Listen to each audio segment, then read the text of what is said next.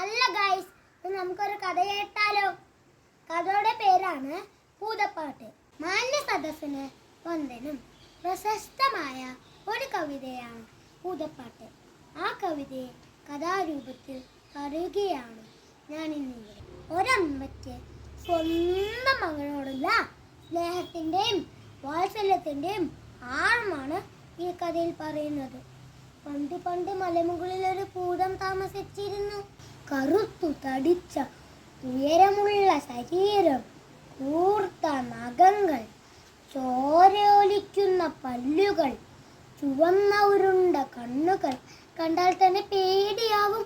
അതുവഴി പോകുന്ന യാത്രക്കാരിൽ നിന്നും പലതും ആവശ്യപ്പെടുകയും അവരെ ഭക്ഷിക്കുകയുമായിരുന്നു ഭൂതത്തിന്റെ പതിവ്.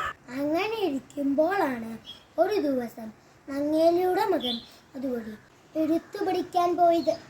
തങ്കക്കുടം പോലത്തെ ഉണ്ണിയെ കണ്ടപ്പോൾ ഭൂതത്തിന് എന്തെന്നില്ലാത്ത വാത്സല്യം തോന്നി.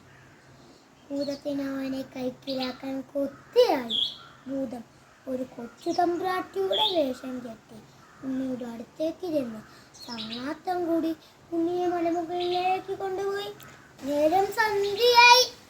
അമ്മ തന്റെ ഉണ്ണിയെ തേടി നടന്നു. അപ്പോഴാണ് അതുവഴി പോകുന്ന ചാത്തനെ കണ്ടത്. ചാത്ത ചാത്ത, നീ എന്റെ ഉണ്ണിയെ കണ്ടോ? അപ്പോൾ ചാത്തൻ പറഞ്ഞു, ഉവ്വ് തമ്പ്രാട്ടിയെ, മലമുകളിലേക്ക് പോകുന്നത് കണ്ടു. കൂടെ ഒരു കൊച്ചമ്പ്രാട്ടിയും ഉണ്ടായിരുന്നു. ഉണ്ണി ഉണ്ണി എന്ന് വിളിച്ചുകൊണ്ട് അമ്മ മലമുകളിലേക്ക് ഓടിച്ചെന്നു. അപ്പോഴാണ് അമ്മ ഭൂതത്തിനെ കണ്ടത്. അല്ലയോ ഭൂതമേ, നീ എന്റെ ഉണ്ണിയെ തിരിച്ചു തരാമോ? ഉണ്ണിയെ വിട്ടുകൊടുക്കാൻ ഒട്ടും ഇഷ്ടമില്ലാത്ത ഭൂതം കൊടുങ്കാറ്റായും കാട്ടുതീയായും നരിയായും പുലിയായും അമ്മയെ പിന്തിരിപ്പിക്കാൻ നോക്കി. പക്ഷെ അമ്മ അതിനൊന്നും വഴങ്ങിയില്ല. പിന്നെ കുറെ സ്വർണവും പണവും കൊടുത്തു നോക്കി. അമ്മ അതിനും വഴങ്ങിയില്ല. അവസാനം ഭൂതം അമ്മയോട് പറഞ്ഞു, നിന്റെ 2 കണ്ണുകളും എനിക്ക് ചൂന്നു തന്നാൽ ഞാൻ നിന്റെ ഉണ്ണിയെ തിരിച്ചു തരാം. അമ്മ തന്റെ 2 കണ്ണുകളും ഭൂതത്തിന് ചൂന്നു കൊടുത്തുകൊണ്ട് പറഞ്ഞു, ഇനിയെങ്കിലും എൻ്റെ ഉണ്ണിയെ തിരിച്ചു തരൂ എൻ്റെ ഭൂതമേ. ഭൂതത്തിന്റെ സൂത്രം കേൾക്കണോ? അമ്മയ്ക്ക് കണ്ണില്ലാലോ. ഭൂതം ഒരു തെച്ചിപ്പൂ പറിച്ച് മന്ത്രം ചൊല്ലി വേറൊരു ഉണ്ണിയെ ഉണ്ടാക്കി അമ്മയ്ക്ക് കൊടുത്തു. അമ്മുണ്ണിയെ വാണിപ്പുണർന്നു.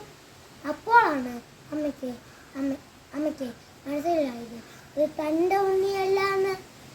അമ്മ ദേഷ്യത്തോടെ പറഞ്ഞു, പെറ്റവേറിനെ പറ്റിച്ച ഭൂതമേ, നിന്നെ ഞാൻ ശപിക്കുന്നു. അമ്മയുടെ ശപം തനിക്ക് കേൾക്കാൻ കഴിയില്ല എന്ന് മനസ്സിലാക്കിയ ഭൂതം അമ്മയുടെ 2 കണ്ണുകളും അമ്മയുടെ ഉണ്ണിയെ തിരിച്ചു കൊടുത്തു. കൂട്ടുകാരെ, നിങ്ങൾക്ക് കഥ ഇഷ്ടമായോ? ഇതിൽ നിന്നും നിങ്ങൾക്ക് എന്താണ് മനസ്സിലായത്? അമ്മമാർക്ക് സ്വന്തം മക്കളെക്കാൾ വലുതല്ല മറ്റൊന്നും. അമ്മമാർ നമ്മെ തല്ലും ശാസിക്കും. അതെല്ലാം നമ്മുടെ നന്മയ്ക്ക്